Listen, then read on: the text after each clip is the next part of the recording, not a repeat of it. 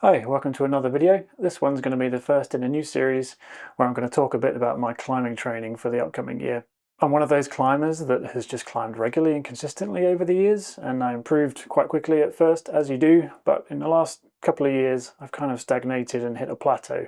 So I'm hoping that adding some structured training to my climbing week is going to help get me over the hump and into some new grades. I'll be doing monthly videos where I talk about the training that I've managed to fit in, and I'll cover a bit about how that's being reflected in my climbing performance and hopefully get some metrics and data that I can share with people.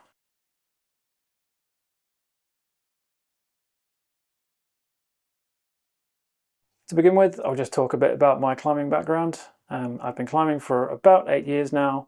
The first 4 years was primarily bouldering indoors, and the last 4 years, since I've moved close to the Peak District, I've got into a lot of trad climbing, which is my main kind of focus, with a little bit of sport and some dry tooling and mixed in there as well. In terms of my stats, I am 44 years old, I am 6'2" or 188 centimeters tall, and I weigh about 74 kilograms right now. In terms of my grades, I'm pretty solid now at V6 7A bouldering. I've got quite a number of them in the last 12 months. Trad-wise, I'm pretty solid at HVS E1 kind of level right now, with the odd bold E2, E3 mixed up in there. Sport climbing, I don't really do much sport climbing. I did a 6B, 6B plus last year, but it's literally only a handful of times I've even tried it, so it's not really my focus. I do a little bit of dry tooling as well, and I got a D7 done last year.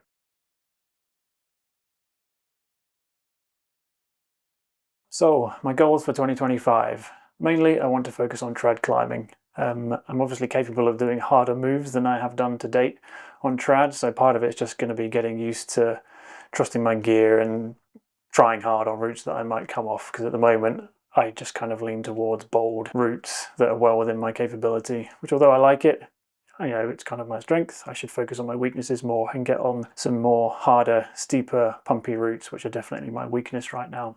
Taking a cue from Dave McLeod, I just finished reading his book, Moving the Needle. I want to give myself like a really hard project to kind of aim for in the coming years, so I'm going to get on London Wall this year. I haven't tried it yet. I've always looked at it, obviously, whenever you're in Millstone, jumping on the classic HVSs next to it, but I feel like that's going to be a good inspiring project to get on and try hard. I've got no idea what the moves are going to feel like, so I'm quite looking forward to, as soon as the weather gets a bit better, getting out there and hopping on. Though without even jumping on that, I know that I need to improve my finger strength and my endurance.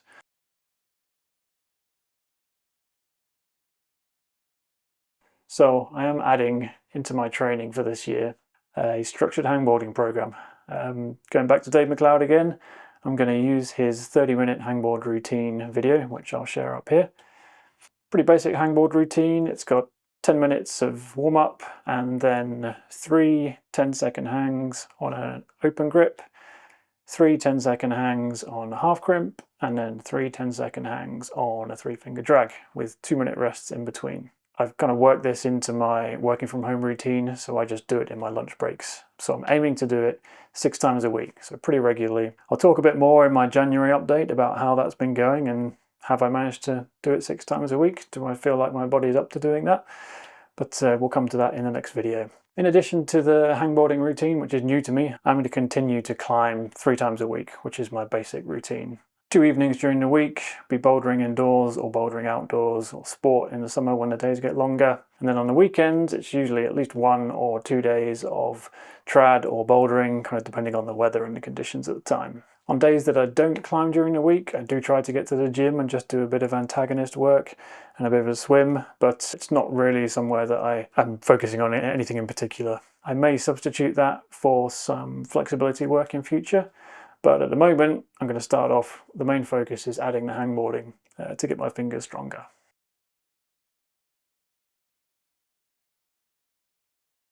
So that is my plan for the year. Basically, continue my regular climbing, but add this 6 days a week hangboarding routine into the mix. This is the end of January now, so I've already been doing it for a while, and I've got some interesting feedback and comments to make about how it's gone for me. And if you've seen my recent video about the Tindeck and the Y-Hang CO6 force dynamometer, I've got some toys that I've been using to measure my grip strength. So I'll be including that data as I go throughout the year as well. So hopefully this will be an interesting little project for me. Hopefully it'll improve my climbing, and maybe it will give some inspiration or some useful info for other climbers operating at my level who are thinking about doing the same. And also, I'm sure there's loads of people out there who know a lot more about this than me. I'm no sports scientist, so please feel free to add some comments that you think might help me out. So I will see you guys in the next video at the beginning of February to sum up how I got on in January.